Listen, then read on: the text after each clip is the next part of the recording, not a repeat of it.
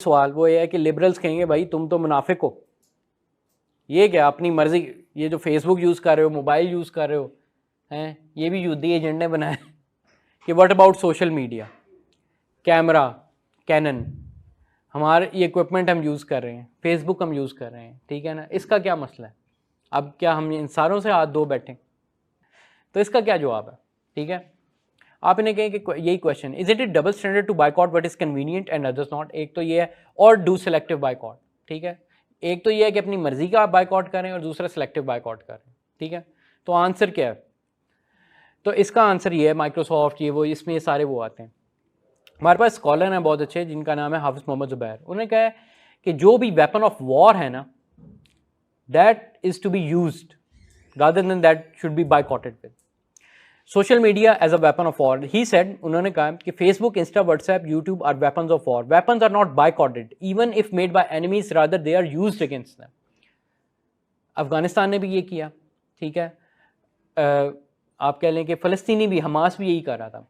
Hamas के ऊपर जब उन्होंने वाइट फॉरेस्ट बॉम्ब किया था ना, तो उन्होंने क्या किया कि उसमें से कुछ जो शार्पनल्स में से जो बचा हुआ बॉम्ब का मटेरियल था ना, उसको इकट्ठा किया और उसी का उन्होंने क्या बनाया, मिसाइल वेपन बनाया और उसको फायर किया।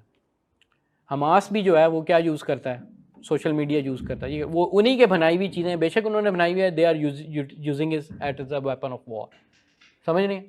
तो इवन इफ कैनन है, फेसबुक है, ये है, सारा कुछ है, ठीक है ना, if you use them as weapons of war, यानी कहने का मतलब ये है कि आप उन्हीं के ख़िलाफ़ इस पर कैंपेन करें, वो कैंपेन करें, तब उस सूरत में you are doing something favour, ना कि अगेंस्ट। क्योंकि भाई लड़ाई हो रही है नहीं हो रही, आप माने ना माने, यू आर कंप्लेसेंट, आप उसको लड़ाई के अंदर आ गए हो, you are part of the war.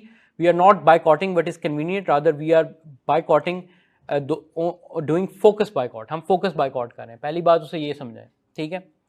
दूसरी क्या है, by joining a collective effort it includes product which are inconvenient for us. अब इसके अंदर ऐसे भी प्रोडक्ट हैं जो हमारी कन्वीनियंस में नहीं है, आप समझ रहे हैं ना। अगर आप बीडीएस मूवमेंट के साथ हैं तो आप नेस्ले को कर रहे हैं, मे बी आपकी कन्वीनियंस में नहीं है नेस्ले को मूव करना, लेकिन जब आप इकट्ठे करें तो आप वो चीज़ों को भी बाइकआउट करें जो आपके लिए इनकन्वीनियंट है, समझ आई? पहला जवाब ये दें उन्हें।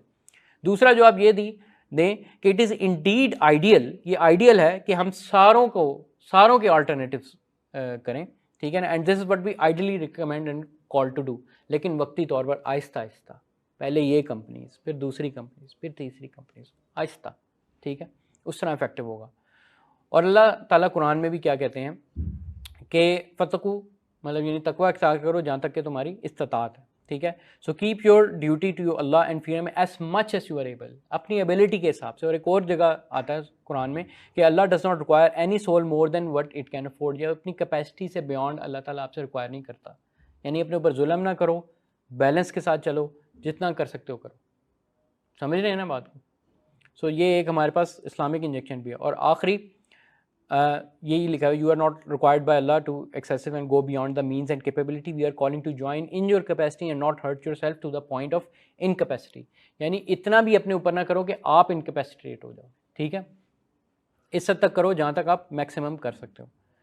और लास्टली अगले बंदे को बताओ कि you are also as much complacent in supporting companies that are violator of international human rights as the next person. उसे बताओ भाई ठीक है मैं तो हूँ, लेकिन आप भी उतने ही इंटरनेशनल कंपनीज के वायलेशन कर रही हैं, उनके सपोर्ट कर रहे हो बाय नॉट बाइकॉटिंग। और उल्टा मुझे क्या कह रहे हो कि लेग पुलिंग कर रहे हो, you are becoming a leg puller, it is sufficient investment from you to be silent. तुम्हारे लिए इतनी काफ़ी है कि तुम खामोश रहो, मुझे जो करना है मैं कर रहा हूँ। अच्छा, फेसबुक ने कहा बाकायदा कि we are taking steps including removing praise and substantive support of Hamas from its platform. यानी जो भी हमास के बारे में कोई पॉजिटिव बात कर रहा है ना, उसको हम इफेक्टिवली उसको हाइड आउट करेंगे, और ये उन्होंने किया, ठीक है। तो इस वजह से मेटा का मामला ये है। हमारा फ़ायदा ये है, पाकिस्तानी होने के नाते हम मेजॉरिटी इजरायली किसी कंपनी से डायरेक्टली इन्वॉल्व ही नहीं है, समझ रहे हैं। हमारे पास जो कंपनीज आती हैं ना, अमूमन वो अमेरिकन या यूएस हैं, जो कि इस इंटरनेशनल वॉर क्राइम में कंप्लेसेंट है, ठीक है। इस वजह से हम इकनॉमिक सैंक्शंस उस पर डाल सकते हैं। अगर फ़र्ज़ करो हम ऐसा मुल्क होता है जो डायरेक्टली इसराइल से सारे के सारे प्रोडक्ट मंगा रहा होता तो हम तो मेजॉरिटी अरब कंट्रीज़ वैसे ही इसराइल के साथ नहीं करती, समझ रहे हैं ना बात को? आपका जो लेवल ऑफ इन्वॉल्वमेंट होनी चाहिए ना, अपने ऊपर से रिस्पॉन्सिबिलिटी उतारना है सबसे पहली चीज़। यानी आप अल्लाह ताला की खातिर सबसे पहले करें, आपके लिए एक मोरल रिस्पॉन्सिबिलिटी है, समझ रहे हैं? दूसरी चीज़ ये है कि अगला बंदा करे ना करे, हम we are not result oriented, we are mostly effort oriented, ठीक है? We should be effort oriented. तो ये पहले अपने जहन में रख लें। दूसरी बात ये है कि जब आपकी मूवमेंट इंडिविजुअल्स, मूवमेंट बनती किस तरह? इंडिविजुअल्स इकट्ठे होके, जब इंडिविजुअल्स इकट्ठे होंगे, इस चीज़ में इन्वॉल्व होंगे, फिर जाके इवेंचुअली जो है हम इस कैपेसिटी में होंगे कि हम जाके जो है वो रोक सकते हैं, कुछ ना कुछ कर सकते हैं, कुछ इन्वॉल्वमेंट कर सकते हैं।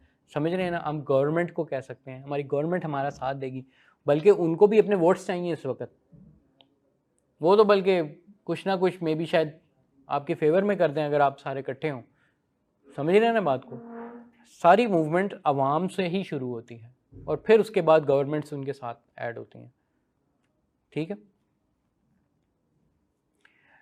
आपने ये, मुझे पता है ये कंसर्न आता है लोगों का, भाई ये वो नहीं, और हमने शुरू में यही कहा था कि कंपनी समटाइम्स जो हैं, जब आपके लिए गवर्नमेंट हो, one of the factors of success कि आपके साथ गवर्नमेंट आपकी मिल जाए, लेकिन ज़रूरी नहीं है कि आपके साथ गवर्नमेंट मिले। कुछ और भी हैं, जैसा कि वो ब्लैक जो मूवमेंट थी सेग्रीगेशन वाली, रोज़ा पार्क्स की, जिसके अंदर ब्लैक और वाइट्स को उन्होंने सेपरेट करके रखा हुआ था, वो पब्लिक मूवमेंट थी। उसमें उनके साथ कोई गवर्नमेंट नहीं थी, कोई कंपनी नहीं थी। वो लोग थे जिन्होंने 381 डेज़ तक बसेस का बाइकआउट रखा और फिर जाके उनकी बात मानी गई। तो ये this is possible, this is still possible.